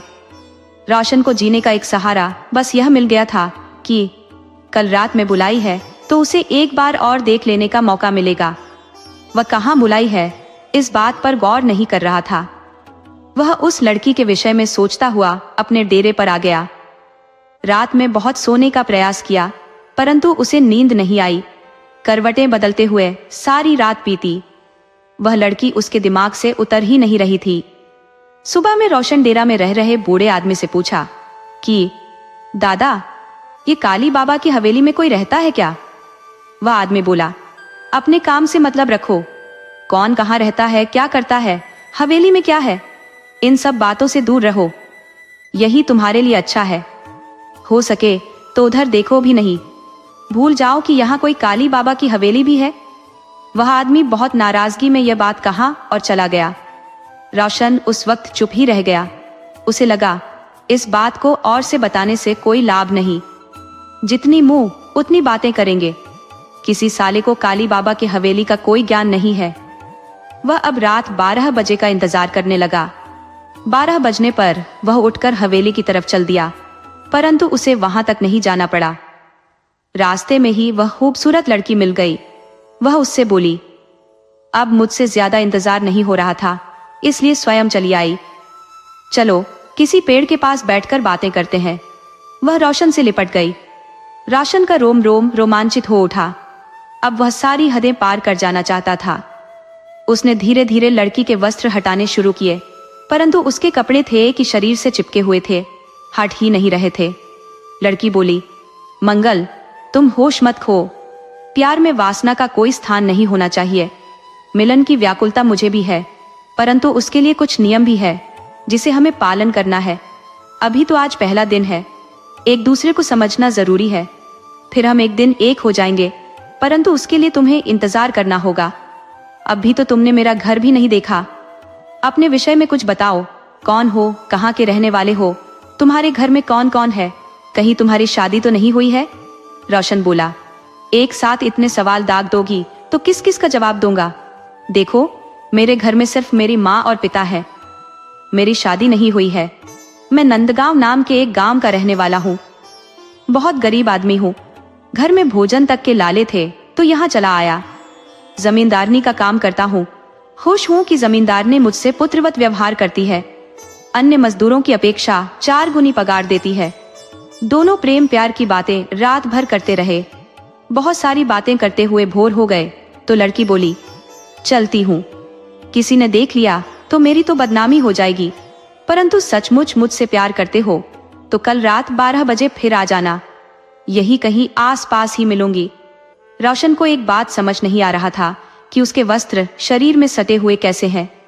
दूसरे दिन भी रोशन उससे मिला। वह अपने पर काबू नहीं रख पा रहा था। लड़की भी बार बार उससे लिपट जा रही थी, परंतु कपड़े थे कि सरक ही नहीं रहे थे। मिलन में उसके कपड़े बाधक बन रहे थे। रोशन ने पूछ ही लिया कि आखिर यह तुम्हारे कपड़े शरीर से चिपके क्यों हैं? ये हट क्यों नहीं रहे? लड़की बोली, यही तो हमारी रक्षा करते हैं, तभी तो रात में भी बेधड़क तुमसे मिलने आ जाती हो। इन वस्त्रों को पूर्णिमा की रात तुम हटा सकते हो, उसी दिन हमारा और तुम्हारा मिलन हो पाएगा। मैं भी तुमसे मिलने को व्याकुल हूँ।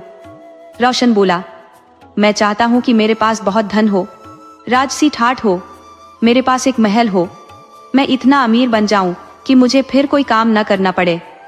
जब मैं बिल्कुल खाली रहूंगा, मुझे किसी काम की चिंता नहीं रहेगी, तो मैं तुम्हारे पास बैठकर तुम्हें देखता रहूं, यही मेरी इच्छा है। लड़की बोली, यही तो मनुष्य जीवन की विडंबना है कि प्रेमी के पास धन नहीं होता और धन चाहने वाले को कभी अपना प्यार नहीं मिल पाता। तुम दोनों में पहले क्या लेना पसंद करोगे? मान लो तुम्हारे पास 2 सामान है, तुम्हें दोनों में से एक को चुनना है। एक तरफ मैं खड़ी हूं और एक तरफ बहुत सारा धन रखा है, तो तुम उसमें सबसे पहले किसका चयन करोगे? रोशन बोला, जाहिर है पहले आदमी धन का चयन करेगा और उस धन को स्त्री को सौंपकर उसे उसका मालकिन बना देगा। धन है तो सब संभव है, मकान, जगह, जमीन। निर्धन को तो कुत्ता भी नहीं पूछता। रोशन का जवाब सुन लड़की बहुत निराश हो गई। वो रोशन से बोली, जब तुम्हें दोनों चाहिए तो एक काम करना होगा। अभी मेरे साथ काली बाबा की हवेली चलो, वहां से तुम्हें एक चीज दूंगी, उसे लेकर जंगल में चले जाना और वहां घने जंगल में एक बरगद का पेड़ मिलेगा। कल रात को एक नाग वहां आएगा और अपना मणि निकाल कर रख देगा। वह आसपास घूमने जाएगा, फिर मणि के पास आ जाएगा। ज्यों ही मणि के पास से हटेगा, तुम्हें उस मणि को मेरे द्वारा दिए कटोरे से ढकना होगा। वह कटोरा कांटेदार है, ध्यान रहे मणि ढकने में कोई चूक न हो, वरना तुम्हें सर्प दंश लेगा और तुम मर जाओगे। जब तुम्हें मणि ढकने में सफलता मिल जाएगी, तब तुम दूर से देखते रहना। नाग अपना फन उस कांटेदार कटोरा पर पटक पटक कर मर जाएगा। उसके बाद वह मणि लाकर मुझे दे देना। लड़की अपने साथ रोशन को लेकर काली बाबा की हवेली गई। बाहर से वह एक खंडहर था, परंतु अंदर उसकी भव्यता देखते बन रही थी। वह किसी राजा महाराजा का महल लग रहा था। उसमें हीरा जड़ित सोने के पलंग बिछे थे। रोशन बोला, ऐसा ही भव्य महल तुम्हारे लिए बनवाऊंगा। लड़की ने कोई जवाब नहीं दिया, न ही उसकी बात सुनकर कोई खुश हुई। लड़की रोशन को कांटेदार कटोरा दे दी। दूसरे दिन रात में रोशन उस कटोरा को लेकर उस बरगद के पेड़ के पास चला गया और सर्प के आने का इंतजार करने लगा। आधी रात को सर्प आया और अपने मुंह से मणि को उगल दिया। फिर इधर उधर बरगद के आसपास घूमने लगा, फिर मणि के पास आता और फिर घूमने चला जाता। रोशन मौका देख फुर्ती के साथ कांटेदार कटोरा से मणि को ढक दिया और भागकर झाड़ियों में छिप गया। उधर सर्प जब लौटकर मणि के पास आया तो वहां मणि थी ही नहीं। वह उस स्थान से कटोरे को हटाने के लिए कटोरे के ऊपर अपना फन पटकने लगा। कटोरे में नुकीले कील होने के कारण सर्प जख्मी हो गया, मगर मणि के चाहत में सिर पटकना नहीं छोड़ा। थोड़ी ही देर में सर्प शांत हो गया। रोशन समझ गया कि सर्प मर गया है, फिर भी अपनी तसल्ली के लिए उसके ऊपर तई पत्थर फेंके। सर्प शांत रहा तो रोशन कटोरे के पास गया और मणि निकाल लिया। वह लड़की आकर पास ही खड़ी हो गई। वह पहले से ही रोशन के आसपास ही थी। उसने झट से रोशन के हाथ से मणि लेकर अपने मुंह में डाल ली और रोशन से बोली, कल रात 12 बजे काली बाबा की हवेली में आ जाना। अब आगे की बात तुमसे वहीं करूंगी। रोशन को लड़की से इतनी निर्दयता की उम्मीद नहीं थी। उसने तो कहा भी था कि पूर्णिमा की रात हमारा तुम्हारा मिलन होगा, लेकिन मिलन तो दूर, वह आज गले भी नहीं मिली, प्यार के 2 बोल भी नहीं बोली। रोशन उसे देखता रह गया और वह चली गई। रोशन को उसका व्यवहार जरा भी अच्छा नहीं लगा, परंतु क्या करता, चुपचाप डेरे पर चला आया। उसके बिना तो रोशन जिंदा भी नहीं रह सकता था। दूसरे दिन आधी रात को काली बाबा की हवेली इस उम्मीद से गया कि शायद रूठ गई है तो उसे खुशामद कर मना लूंगा, परंतु वहां का दृश्य देख काफी डर गया। कल जहां उसने खंडहर में भव्य महल देखा था, आज खंडहर ही खंडहर है। उसमें डरावनी चमगादड़ घूम रही है। लड़की का कहीं आता पता नहीं है। तभी उसे एक नागिन दिखी। वह काफी घबरा गया। तभी नागिन ने लड़की का रूप धारण कर लिया और रोशन से बोली कि सामने स्वर्ण कलश है, उसे उठा लो और चले जाओ। मैंने तुमसे 2 में से एक को चुनने को कहा था। तुमने मुझे ठुकराकर धन को चुन लिया। अब तुम्हें धन मिल गया है। अगर मुझे चुना होता तो कल की रात हमारा मिलन हो गया होता और सदा के लिए मैं नागिन से स्त्री बन जाती और तुम्हारी पत्नी बनकर गरीबी में भी जी लेती। परंतु तुमने मेरे प्यार को समझा नहीं। अब जाओ, ये पैसे लेकर और खरीद लेना प्यार करने वाली स्त्री। अब कभी गलती से भी इधर मत आना, क्योंकि अभी तक तुमने मेरा प्यार देखा है, मगर आ गए तो इंतकाम भी देखना पड़ जाएगा। रोशन बोला, तो तुम अपना इंतकाम दिखाई दो। मैं जीकर अब क्या करूंगा? तुमने मुझे समझने में भूल कर दी। जाहिर है मैं एक गरीब आदमी हूँ, अविवाहित हूँ, कुछ भी सोचने को स्वतंत्र हूँ। मैंने अपनी इच्छा बताई थी, जबकि तुम्हें नहीं पता कि एक स्त्री से विवाह हो जाने पर पति की अपनी कोई इच्छा नहीं होती। हर बात का फैसला स्त्री करती है। क्या पहनना है, क्या खाना है, कहाँ सोना है, कितना हंसना है, कहीं जाना है तो तेज चलकर जाना है या धीरे धीरे, इन सभी बातों का फैसला पत्नी करती है। कहने को पुरुष मालिक होता है, जबकि सत्य तो ये है कि हम मनुष्यों की मालकिन पत्नी होती है। पत्नी के आज्ञा के बिना वह हवा भी नहीं छोड़ सकता। उसकी क्या मजाल की पत्नी से पूछे बगैर लघु शंका भी करे। यह बात सुनकर लड़की हंसने लगी। बोली कि यह बात मुझे पता ही नहीं था, मुझसे गलती हो गई है, मगर चिंता मत करो, अगली पूर्णिमा तक पुनः इंतजार करो। हाँ, मुझसे मिलने आते रहना, तुम बहुत दिलचस्प आदमी हो, मुझे तुम्हारी ही जरूरत है। रोशन अपने डेरे पर लौट आया। वह लड़की से मिलना नहीं छोड़ा। फिर अगली पूर्णिमा आई तो लड़की रोशन के साथ उस बरगद के पास गई और वह मणि निकालकर रोशन को दे दी और बोली कि इसे बरगद के कोटर में रख दो। रोशन ने वैसा ही किया तो बरगद के पेड़ से आवाज आई कि नागिन, तुम अब हमेशा स्त्री ही रहोगी, तुम कभी अब नागिन नहीं बन पाओगी। ये तुम्हारी मणि अब पाताल लोक में चली जाएगी। स्त्री खुशी के मारे उछल पड़ी तो रोशन भी फूला नहीं समा रहा था। वह स्त्री को लेकर पहले जमींदारनी के पास आया और बताया कि अब काली बाबा के खंडहर में जाने से किसी को कोई खतरा नहीं है, क्योंकि खतरा को मैंने अपने ऊपर ले लिया है। तब उस स्त्री ने रोशन की कान खींची तो रोशन बोला, अब अभी से मुझ पर हुकूमत मत दिखाओ, मेरा घर अभी दूर है, घर पहुंचने पर मैं स्वतः तुम्हारा दास बन जाऊंगा। रोशन पत्नी को लेकर घर आ गया। उस स्त्री ने देखा कि सचमुच पुरुष स्त्री के कहे अनुसार चलते हैं। वह अपने फैसले पर खुश थी और रोशन के साथ खुशी खुशी रहने लगी। जीवन का सबसे बड़ा खजाना धन नहीं, बल्कि सच्चा साथ और प्रेम है। कई बार हमें अपनी इच्छाओं को त्याग कर किसी प्रियजन की खुशी के लिए काम करना पड़ता है, और यही त्याग रिश्ते को मजबूती देता है। अगर आपको हमारी कहानी अच्छी लगी हो तो कृपया ममता हिंदी कहानियाँ चैनल को सब्सक्राइब करें, लाइक करें और कमेंट बॉक्स में राधे राधे जरूर लिखें। आपसे पुनः मिलते हैं एक नई वीडियो के साथ। तब तक के लिए आपको और आपके पूरे परिवार को राधे राधे।